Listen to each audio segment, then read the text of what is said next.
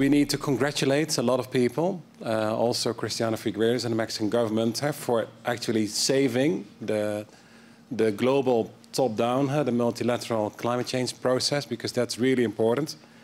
But also we know that there's still a long way to go.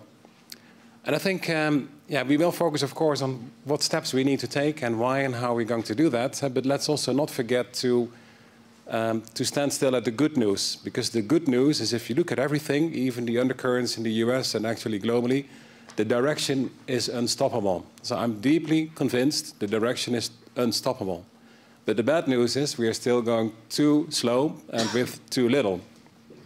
So in that sense, then also looking at the audience here, our challenge is to increase the momentum. And if you look at it, and if you divide the population in roughly in 3 parts, there are 10 to 20% of innovators. And in this case, we can also call them eco-innovators. That's also a work stream in the Lisbon Council, but truly eco-innovators. So that's us.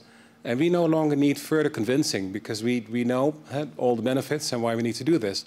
There's also a group of 10 to 20%, you can call them eco-laggards, and they will not move. So the battle will be won by those who capture not only the minds, but also the hearts of the large group in the middle, the eco-majority, 50 to 70%. And my view is that we need to do 3 things additionally or more, or that we haven't done before, to capture the minds and the hearts of this eco-majority.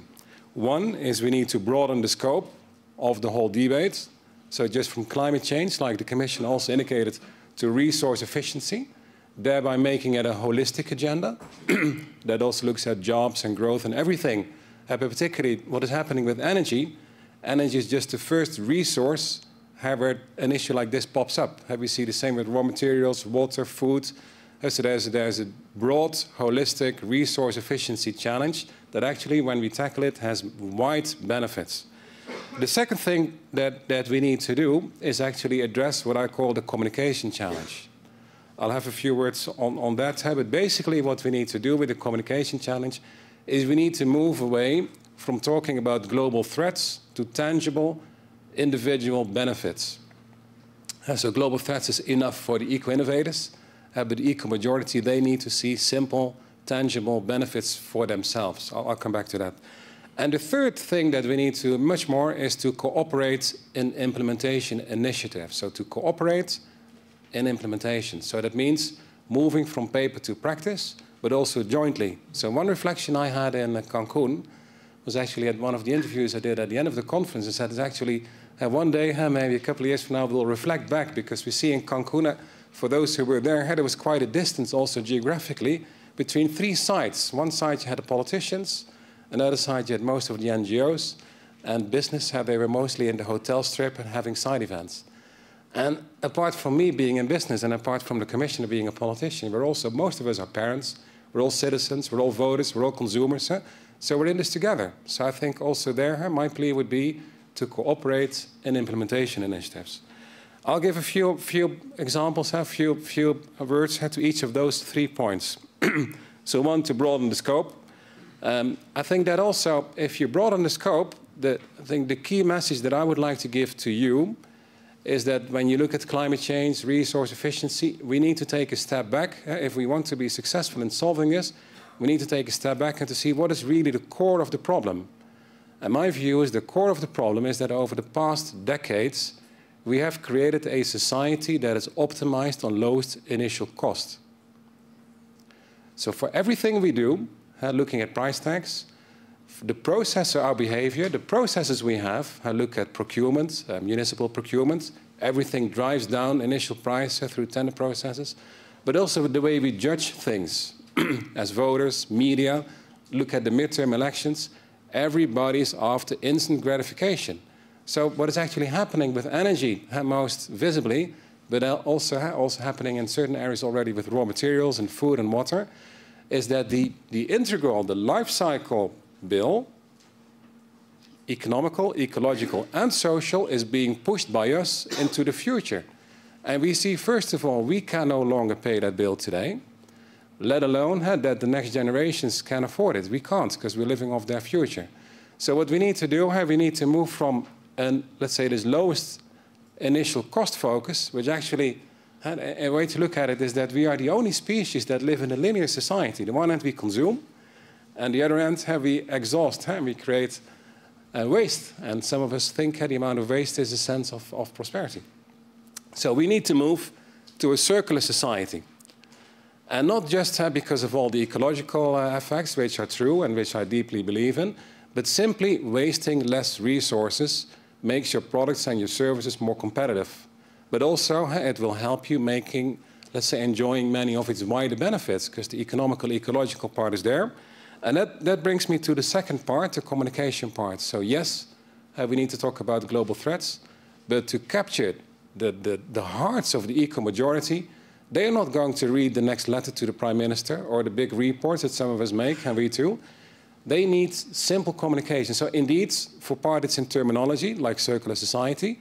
But I'll give you one example, and it relates to lighting. So with lighting, I think many of you know we have been running, I started at the end of 2003, a global program, also as an industry, and actually with many of you, to switch from inefficient to energy-efficient lighting. It saves a lot of resources, more than 120 billion euro globally, more than 600 million tons of carbon, more than 600 power plants, which, by the way, is also less 1 trillion euro investment in power infrastructure. And we have spoken with large countries, small countries, Russia, Lebanon, everybody, and they get it. And quite often we don't talk about climate change. Again, I deeply believe in it, but they see the economic rationale. But then, if we move beyond the monetary and the ecological savings, and we look at actually what is this lighting really for? Let me take one example, the example of schools. We've done a number of pilots in Germany, Belgium, and in Holland. And actually, the first one in Hamburg was studied by the University of Hamburg. We changed the lighting in energy-efficient lighting, but also lighting that could very easily change the tone of whites and the intensity depending on what those children were doing. Whether they had a concentrating thing to do, reading, writing, spelling, and you could change the setting. Like just in nature, also the tone and the intensity of light varies. That's quite natural. And what they found is, yes, they could save 50% of energy. Yes, they could save a lot of money in CO2. But most importantly, the learning effectiveness increased. So reading speed went up by 30, 40%. Spelling mistakes went down by 30. Children were less restless. So also teachers are more likely to reach retirement age. So what I'm saying is, if we focus on these benefits, this is what a school understands. And somebody will check the bill, the energy bill. But most of all, we see now a number of schools. There you see momentum coming up. It was even on the Dutch news. But then, looking at communication, there's an important message. Because we could talk about, hey, great, this is a low-carbon school. But then again, the eco-majority, whom of those parents will send their kids to a low-carbon school? Low-carbon? Something must be wrong. The second thing that you could do is, let's call it a green school. We even use that term, or a sustainable school. Okay, it sounds interesting. But to some, particularly in the US, this may sound like a political choice. But then we talk about it in our marketing efforts as a bright school, because it's all about the learning. So what I'm saying, you can do the same thing in terms of resource efficiency, but the language makes a huge difference. So we need to move from global threats to tangible benefits, like with the school example, and many, many more. When you translate things in well-being, productivity, safety in the city, traffic flow, even this morning, if that can be improved. And the third one, the cooperation in implementation. Oh, maybe one word there, also coming back to the Commissioner. We've become very successful in creating this linear society because the key performance indicator is GDP. So everything we consume adds up, and then that's the measure. So indeed, if we talk about the benefits, the tangible benefits like learning effectiveness, that also is let's say, a quality of life factor. So I think the GDP needs to be substituted. It's not going to be easier, by quality of life.